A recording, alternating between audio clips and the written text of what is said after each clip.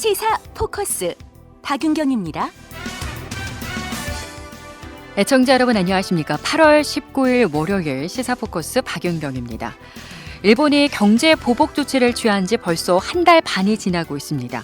많은 국민들이 신항일 운동이라고 일컬어지는 일본 제품 불매 운동에 동참하고 있는데요. 이런 분위기 속에 도내 5번째 평화의 소녀상 건립이 추진되고 있다는 소식 전해졌습니다. 동해 평화의 소녀상 건립추진위원회 만나보고요. 최근 국방부의 국방개혁 2.0에 따라서 군부대의 통폐합이 결정되며 부대 인근 마을 주민들이 생업에 위협을 느끼고 있습니다. 파천군번영의 이명준 회장에게 부대 인근 지역 상업인들 소식 들어보도록 하겠습니다. 그리고 월요일 코너죠. 임미선 변호사의 법률톡에선 업무 방해죄에 대해서 알아보도록 하겠습니다. 광고 듣고 잠시 후 돌아오겠습니다. 네, 일제시대 강제징용에 대한 우리나라 대법원의 판결로 일본이 경제 보복 조치를 취한 지 벌써 한 달 반이 지나고 있습니다. 애초에 예상했던 것보다 오랫동안 그리고 많은 국민들이 일본 제품 불매 운동에 동참하고 있는데요.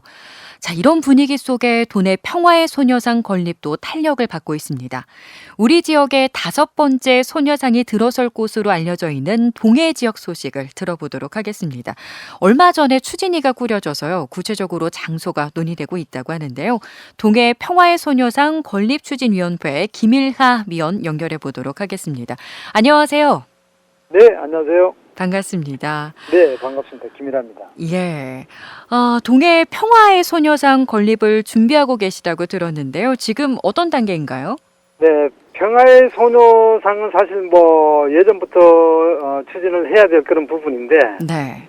사실 어떤 분위기라든가 또는 또 여러모로 어떤 문제점 때문에 네. 그렇게 못하고 예.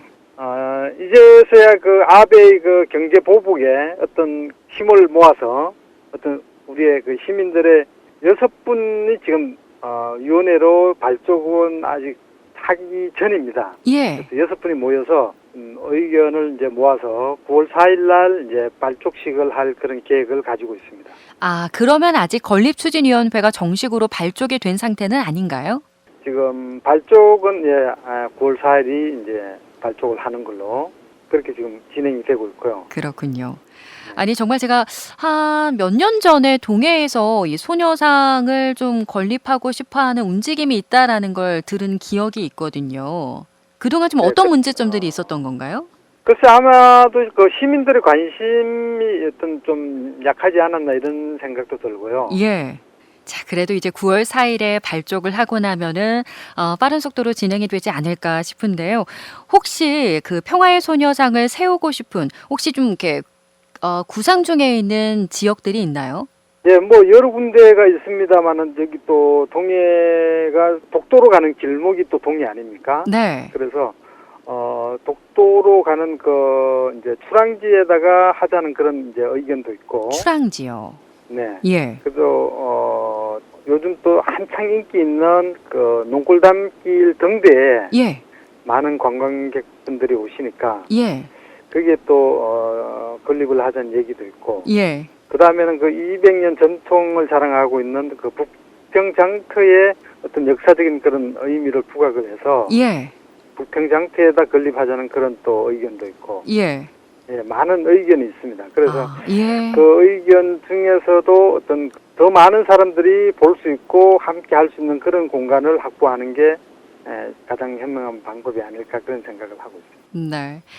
앞서 이 동해가 독도로 가는 길목이라고 말씀을 하셨는데 어느 지역에서나 평화의 소녀상은 특별하겠지만 특히 동해에 세워질 소녀상이 특별한 이유가 있다고요? 그렇죠. 동해는 끝나지 않는 어떤 서로 쟁점이 돼서 결정적인 부분은 아직 안 난 거로 그렇게 알고 있는데요. 네. 그리고 역사학적으로도 동해는 사실 오래전부터 동해라고 불려졌던 그런 지명이고 네. 그런 걸 보면 일본해가 또 일본에서 일본해라고 하는 그런 부분도 사실 뭐 자기들 나름대로 어떤 그런 그 합리화를 시키고는 있지만 네. 그러나 유라시아 부분에서 보면 동해의 지명이 동해라고 하는 게 가장 적당하고요. 예. 그리고 그런 부분에 대한 게 또 평화의 소녀상이 세워져야 될 목적이기도 하고 네. 그리고 독도 역시 일본에서 자기네 땅이라고 지금 계속 억지를 부리고 있는데 네. 그 역사적인 부분에서는 다 증명이 된 부분임에도 불구하고 일본에서 어떤 억지를 부리는 그런 부분에서도 동해 평화의 소녀상이 가장 더 의미가 있고 네. 저희들이 평화의 소녀상과 함께 더 모금의 진척이 있다 그러면 이제 두 번째 목표는 강제징용에 대한 어떤 흉상을 건립을 하는데 또 목적을 두고 있습니다. 그래서 예. 그 부분에 대한 게 같이 어떤 성과가 이루어진다 그러면 어떤 일본의 그런 만행이라든가 어떤 그런 나라를 잃은 국민의 그런 아픔을 그 소녀상이라든가 강제징용의 흉상을 설치한 곳에서 네. 어떤 더 애국심을 기를 수 있는 장소가 되지 않을까 그렇게 생각을 하고 있습니다. 앞으로 하실 일들이 정말 많으실 것 같은데요. 언제쯤 건립이 마무리될 수 있을까요? 8월 15일 다음이 이제 많이 이제 건립된 날짜가 세계 인권의 날, 네. 12월 10일이 세계 인권의 날인데 예. 그 여성 인권을 또 생각해서 또 그렇고 그래서 12월 10일이 가장 유력하지만 예. 이거는 어디까지나 계획적인 그런 부분이고 그 시민들의 어떤 동참에 따라서 더 빨라질 수도 있고 그렇죠. 또는 조금 늦춰질 수도 있겠죠. 네. 말씀을 들어보니까 지역사회에 힘을 모으는 것도 정말 필요해 보이는데요. 혹시 이 방송을 빌어서 좀 하시고 싶은 말씀 있으실까요? 아베의 어떤 그런 경제적인 보복은 어느 나라 누가 보더라도 이거는 보복이거든요. 네. 시민들이 적극적인 협조로 빠른 시일 내에 이 사업이 이루어졌으면 하는 게 추진위원회의 어떤 그런 마음이고요. 예. 그리고 아마 대다수의 동해 시민들이 그렇게 할 수 있을 거라고 저는 자신합니다. 그래서 네. 어딜 가더라도 또는 그 어느 지역의 그 평화의 소녀상보다 더욱더 더 좀 잘 관리되고 공공 조형물로 인정이 돼서 관리도 철저히 잘 되고 네. 또 우리 아이들에게 어떤 그 역사 교육의 어떤 산지가 될 수 있는 바탕을 마련할 거라고 저는 자신을 합니다. 네. 앞서 동해라는 지명이 가지는 역사적 가치, 그 중요성에 대해서도 언급을 하셨는데, 강원도에서는 5번째 소녀상이 될 겁니다. 이 동해 지역에 이 평화의 소녀상이 하루빨리 세워지는 그날 기대하도록 하겠습니다. 고맙습니다. 네, 감사합니다. 네, 지금까지 동해 평화의 소녀상 건립추진위원회 김일하 위원이었습니다.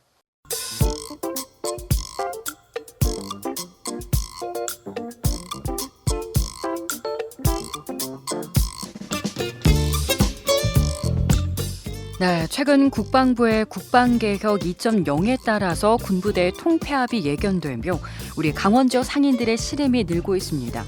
국방부가 발표한 국방 중기 계획안에는 2024년까지 육군 장병을 8만 3천 명 줄인다고 돼 있는데요.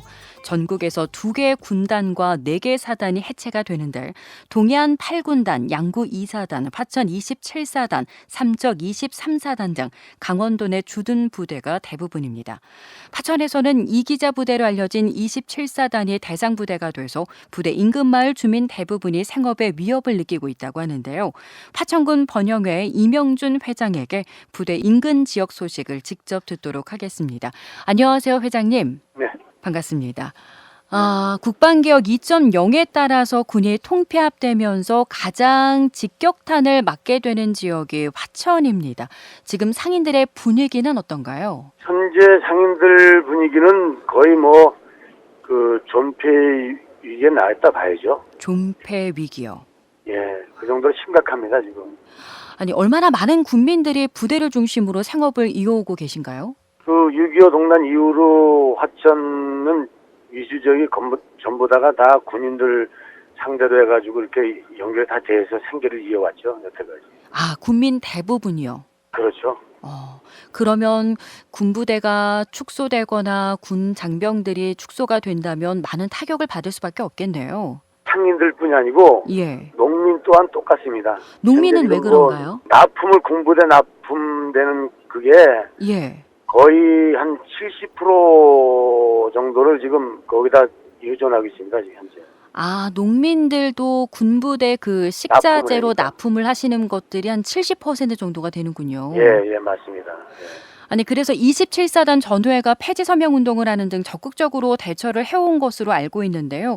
이런 그렇죠. 주민들의 의견을 뭐 국방부나 관련 기관들에 전달은 하신 상태인가요? 그렇죠. 얼마 전에도 강원도에서도 올라가고, 양구서도 올라가고, 저희 하천군 의회 의원들 해가지고, 저랑 같이 해가지고 국방부 다녀왔습니다. 국방부에 다녀오셨어요. 네네. 책임자는 만나셨나요? 네, 그렇죠. 근데 거기는 무조건 자기네는 모른다.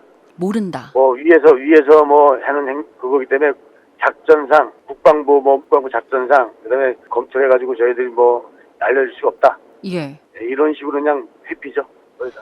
아니, 어떤 의견과 질문을 던지셨는데 돌아온 답변이 모른다인가요? 저희들이 답변한 거는 지금 군부대 해체권에 대해서 예. 2030 계획에서 그걸 당신들이 이렇게 지금 주민들 아니도 생각 안 하고 일방적인 통보를 해가지고 이렇게 됐으니 주민들이 죽게 생겼는데 예. 당신은 거기다 어떤 대안이라든가 이런 게 있습니까? 그랬더니 그건 알려줄 수도 없대요. 알려줄 수가 없다. 예. 아니, 그건 예전에 강원도에서도 예. 도에서도 올라갔습니다. 네네. 근데 똑같이 지금 그것도 그런 답변을 똑같이 했습니다. 아니, 예전에 그냥 들리는 이야기로는 국방부에서도 그 관련 지역의 인근 주민들의 피해가 크지 않도록 지역과 상생할 수 있는 방안을 찾아보겠다, 좀 이런 의견들도 있었던 것 같은데 현실적으로는 했는데 예. 예를 들어 2군단 김혁수 군단장 해가지고 각 3개 사단장까지 모여서 상생의 길을 걷자고 해가지고 화천군 대회에 제를 했어요. 예. 사회단체들 모여서 얘기를 했는데 예. 그거는 자기네가 다 계획을 발표해놓고 나서 예. 이들 눈치를 보려고 했던 행동이에요. 그건. 아니, 그러면은 그 상생협의회에서 실질적인 의견이 오간 적은 없나요? 없습니다. 모이긴 했는데 자기네들 입장만 얘기하고 주민들 눈치나 보고 예. 저희들 이렇게 하니까 이게 어떻습니까? 이렇게 이런 액션만 취한 거예요. 아, 협의회가 아니라 일방적인 설명의 예. 수준이었군요. 네, 그렇죠. 맞습니다. 그 상생협의회는 몇 차례 열렸나요? 딱 한 번 열렸습니다. 딱 한 번. 그게 네. 언제였을까요? 한 3, 4개월 전이죠? 3, 4개월 전에. 네. 그 이후에는 또 이렇다 할 자리나 의견들은 없었고요. 없습니다. 예. 현실적으로 그런데 국방개혁 2.0이 중단되지는 않을 것 같고요. 뭔가 대안을 찾아야 하는 상황인데 강원도가 국방부에 도내 군부대 개편안에 대한 설명회를 요청을 했다고 하더라고요. 이르면 예. 9월 중으로 국방부가 주관하는 지역주민 설명회가 열릴 것으로 보이는데 이 자리와 관련해서 어떤 준비는 하고 계신가요? 그거는 지금 현 상태에서 준비라는 건 없어요. 어차피 걔네들이 알다시피 지금 8만 3천 명 삭감하는 건 계획이 나왔기 때문에 예. 이거는 더 이상 거기에서 거론할 건 없잖아요. 걔네 지금 똑같이 일방적인 통보예요. 예. 우린 이렇게 한다고 했기 때문에 데모한다고 될 것도 아니고 네. 현실이 그렇습니다 지금. 그러면은 답은 주민들께서 없어요, 답은. 답은 없다. 얼마나 답답하실까 지금 여겨지는데요. 그러면 지역 주민들이 원하시는 부분은 어떤 거예요? 주민이 원하는 건 차단 해체가 아니죠. 사단 해체가 아니라 그럼요. 그건 유지시켜달라. 그렇죠. 아니, 그런데 원주 같은 경우에는 기존에 있던 부대가 이전을 하거나 해체를 하고 나서 그 곳에 다른 부대가 이전을 해오는 그런 사례도 있던데 화천 같은 경우에는 아예 해체 쪽으로 가는 건가요? 맞습니다. 전부 다 해체입니다. 해체. 참 방안이 좀 찾아져야 될 텐데 그러면 관련해서 좀 어떤 계획을 갖고 계세요? 계획은 저희들은 없어요. 지금 대안이 그냥 국방부에 그거 따라서 예. 그것 따라 그냥 하는 거지. 저희는 대체 대안이 없어요. 그래도 이대로 포기할 수는 없으시잖아요. 포기는 할 수 없는데 어차피 약자는 저희들이지. 예. 국방부가 강자죠. 저희는 약자고 그렇게 됐기 때문에 혹시 비슷한 처지에 있는 다른 지역과 연대 생각은 있으신가요? 현재도 양구하고 지금 협의를 하고 있습니다. 지금. 양구와 예. 화천군과는 좀 어떤 이야기를 오고 있나요? 지금 사실은 대안을 저희들끼리 왔는데 어떻게 지켜보는 지금 이거죠. 현재는. 지금 현재는 지켜보는 단계이고 예. 뭔가 뚜렷할 이렇다 할 좀 방법이 없으니까요. 없습니다 지금. 자, 그래도 지금 양구와 연대 이야기를 좀 주고받고 있다고 말씀을 하셨는데 네. 그래도 좀 지역 주민들의 답답함과 좀 얼마나 이게 좀 커다란 문제인지를 그래도 계속해서 좀 입장을 전달하는 것들이 좀 중요할 것 같아요. 그렇죠. 근데 화천군에서도 군수님도 예, 지금 그 대안에 대해서 지금 말씀도 하시고 하시는데 예, 저희도 현안이 지금 그게 중요한 게 아니라 이제 그 군수님이 지금 재판 관계에 있기 때문에 그렇죠. 사실 본인이 그렇기 때문에 저희들은 좀 그래요. 20일 날 좀 지난 다음에 예. 어떻게 보고를 하든 어찌되든 그게 끝난 다음에 대책을 해야 될 것 같아요. 저희들도. 자, 오늘 이렇게 좀 어렵게 방송 인터뷰가 연결이 됐는데 혹시 국방부나 정부에 좀 하시고 싶은 말씀 있으시면 지금 하시죠. 네, 이게 가장 중요한 거는 우리 국민 세금을 가지고 국방개혁, 국방부가 이렇게 이루어지잖아요. 네. 그죠? 국민을 생각하지 않는 국방부는 사실은 말도 안 되는 그런 행동을 하는 거죠. 네. 세금 해가지고 국방부도 이루어지는 거지. 국민이 없는 국방부가 있겠지만 나라가 있습니까? 시민은 다 죽게 생겼는데 자기네들만 국방부만 살겠다. 이거는 현실적으로 맞지 않는 얘기고 무책임한 행동입니다. 네. 내가 어떻게 세금 내고 어떻게 살겠습니까? 예. 자, 그래도 9월에 이름이 설명회라 또 이 자리도 그냥 일방적인 국방부의 그런 계획 발표 수준으로 끝나지 않을까 우려가 되기는 합니다만 그래도 마련되는 자리인 만큼 인근 지역 주민들과 잘 좀 연대를 하셔서 의견들을 좀 잘 전달을 하셨으면 하는 바람입니다. 그게 아까도 얘기했지만 국방부에서는 그냥 액션만 취하는 것 같아요. 발표를 벌써 8만 3천 명이라는 착각을 한다고 군부대 인원 감축한다고 통보했는데 그게 눈치 보는 거지 되겠습니까? 그래도 문의로만 그래 끝내서는 안 되겠죠. 예. 계속해서 이거는 저희도 말도 안 관심을 되는 거고요. 갖고 방송에서 좀 계속해서 좀 연결을 하도록 하겠습니다. 예, 부탁드리겠습니다. 예, 말씀 네, 고맙습니다. 고맙습니다. 네, 네. 네, 지금까지 화천군 번영의 이명준 회장이었습니다. 여러분은 지금 생방송 시사 포커스 박윤경입니다를 듣고 계십니다. 네, 매주 월요일 이 시간에는 어려운 법률 상식을 쉽게 알아보는 시간입니다. 임미선 변호사의 법률톡 시간인데요. 임미선 변호사 만나보도록 하겠습니다. 안녕하세요. 네, 안녕하세요. 자, 이번 주 어떤 내용 알아볼까요? 저희가요, 지난주에 그 공무집행 방해죄에 대해서 알아봤는데요. 네. 공무원의 공무집행을 방해한 경우 공무집행 방해죄로 처벌을 받지만 공무원 이외의 사인의 업무를 방해한 경우라고 한다면 어떤 죄에 해당되는지 문의하시는 분들이 있으셨습니다. 네. 그래서 오늘은 실생활에서 누구나 쉽게 저지를 수 있는 업무방해죄에 대해서 살펴보고자 합니다. 공무원이 아닌 사람들의 업무를 방해했을 때 네. 예, 어떤 죄에 해당이 되는지 업무방해죄 말씀 나눠볼 텐데요.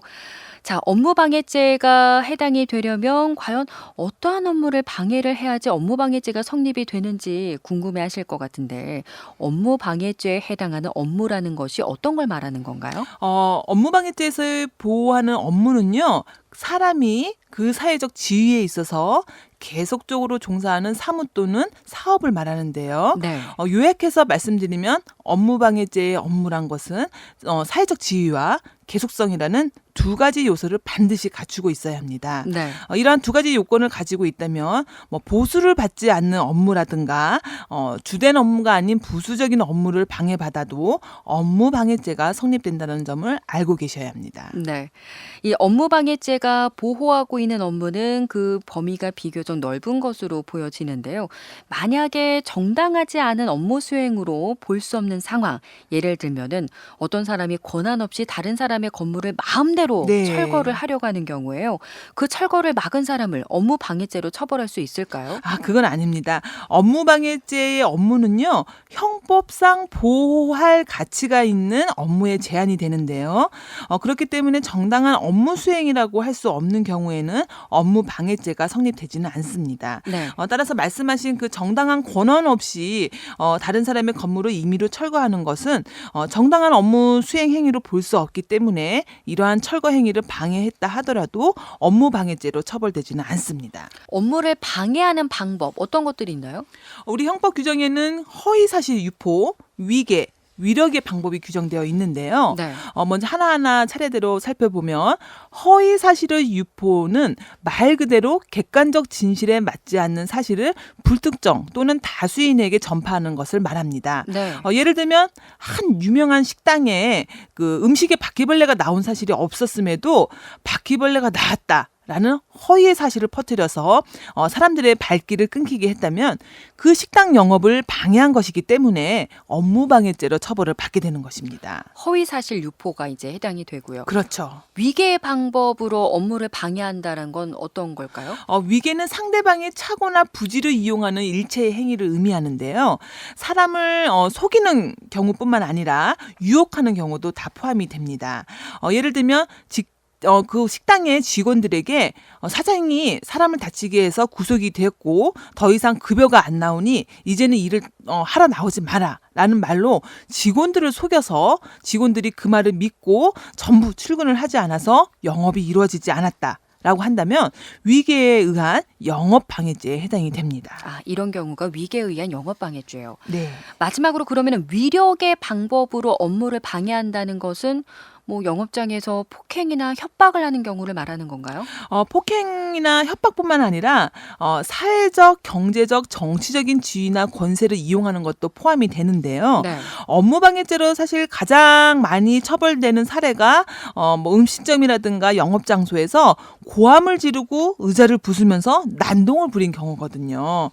다만 단순히 그 영업장에서 욕을 하였다라는 사실만으로는 위력을 행사한 것으로는 볼 수 없습니다. 네.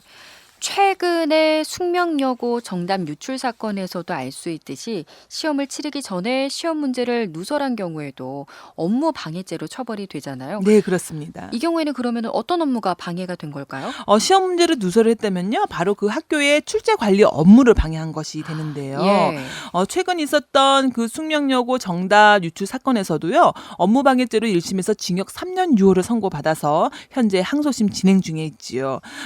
또 다른 그 실제 판례 사안을 살펴보면 한 대학 교수가 입학시험 문제를 응시자에게 알려주거나 채점위원이 입학시험 성적을 고쳐서 허위의 사정부를 작성해서 합격자를 결정하였다면 그것 또한 위계에 의한 업무방해죄가 성립한다고 판시한 바 있습니다.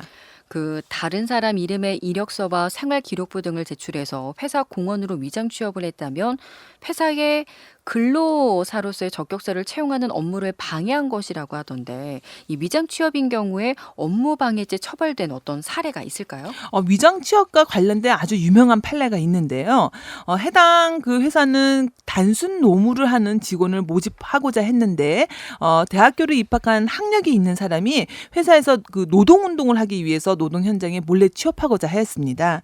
그러나 자신의 그 학력과 경력으로는 해당 회사에 오히려 취업될 수 없다는 것을 알고 타인 명의로 허위의 학력과 경력을 기재한 이력서를 작성하고 타인 명의의 고등학교 생활기록부를 제출해서 시험에 합격을 한 사건이 있었습니다. 네. 그러나 결국 이러한 내용이 회사에 적발돼서요. 위계에 의한 업무방해죄로 처벌을 받은 바 있습니다. 이 경우에 이제 위계에 의한 업무방해죄. 네. 그리고 듣기로는요. 소비자들의 단합된 불매 운동도 네. 그 정도가 심하면 일반 소매업자나 가맹업주들이 심한 타격을 받을 수가 있기 때문에 업무방해죄가 성립될 수도 있다고 하더라고요. 네, 모든 그 불매 운동이 업무방해죄에 해당되는 것은 아니고요. 그 단순 그 불매 운동을 넘어서는 행동을 했다면은 업무방해죄가 성립될 수 있습니다. 네. 불매 운동과 관련된 대법원 판례를 좀 자세히 살펴보면요. 해당 판례 사안은 인터넷 카페의 운영진이 특정 신문들의 광고를 게재하는 광고주들에게 불매운동의 일환으로 지속적이고 집단적으로 항의 전화를 했거나 항의글을 게시하는 등의 방법으로 광고 중단을 압박을 한 사건이 있었는데요. 네. 그와 같은 행위는 그 광고주들에 대해서 업무방해죄가 성립된다고 판시한 바 있습니다. 네. 즉 일반 소비자들이 불매운동의 일환으로 특정 제품을 구매하지 말자고 결의하고 실제로 행동하는 경우에는요. 업무방해죄가 성립되지는 않지만 네. 그와 같은 행동을 넘어서서 특정 기업에게 소비자들이 원하는 행동을 강요하거나 이에 따르지 않으면 불이익을 고지하는 경우에는 업무 방해죄로 처벌받을 수 있다는 점을 아셔야겠습니다. 이런 부분들은 주의를 하셔야겠네요. 네. 그리고 컴퓨터 등의 정보 처리 장치를 이용해서 업무를 방해한 경우에 성립되는 업무 방해죄가 또 따로 있다고 하더라고요. 네, 있습니다. 그러면은 이거는 지금까지 살펴본 업무 방해죄와는 다른 범죄인가요? 네, 다른 범죄입니다. 형법은 컴퓨터 등 업무 방해죄를 1995년도에 신설을 했는데요. 컴퓨터 등 정보 처리 장치를 손괴하거나 허위의 정보 또는 부정한 명령을 입력해서 정보 처리에 장애를 발생케 해서 업무를 방해한 경우 성립하는 범죄거든요. 정보 처리 장치에 대한 업무 방해는요, 그 피해가 굉장히 중대하고 광범위하기 때문에 부득이 신설된 범죄라 보시면 될 것 같습니다. 업무 방해죄인데 앞에 더 붙는 거예요. 컴퓨터 등 업무 방해죄. 네, 맞습니다. 이와 관련된 사례나 판례 알아볼까요? 실제 판례 내용인데요. 회사 홈페이지 관리자가 인사 발령 이후에 컴퓨터 아이디와 비밀번호를 변경한 후에 그 후임자에게 알려주지 않았어요. 네. 예, 그 경우에도 컴퓨터 등 업무방해죄가 성립된다고 판시한 바 있습니다. 예. 인사 발령이 난 이후에는 더 이상 웹 서버를 관리 운영할 권한이 없고 그럼에도 홈페이지의 관리자의 아이디와 비밀번호를 무단으로 변경을 했다면요. 이러한 행위는 정보 처리에 현실적 장애를 일으켰다고 봐서 컴퓨터 등 업무방해죄가 성립된다고 인정한 것입니다. 이 업무 방해죄와 또 컴퓨터 등 업무 방해죄가 인정이 된다면 처벌의 수위는 어떻게 될까요? 사실 그 양죄의 법정형 같은데요. 네. 양죄 모두 그 5년 이하의 징역 또는 1,500만 원 이하의 벌금이 법정형입니다. 네. 다만 그 업무를 방해받은 피해자와 합의가 이루어졌거나 아니면 적절한 피해금이 변상되었다는 특별한 사정이 있다면 가해자의 양형을 정함에 있어서 크게 참작이 됩니다. 네, 오늘 업무 방해죄에 대해서 말씀 나눠봤습니다. 여기까지 듣죠. 고맙습니다. 네, 감사합니다. 네, 지금까지 임미선 변호사였습니다.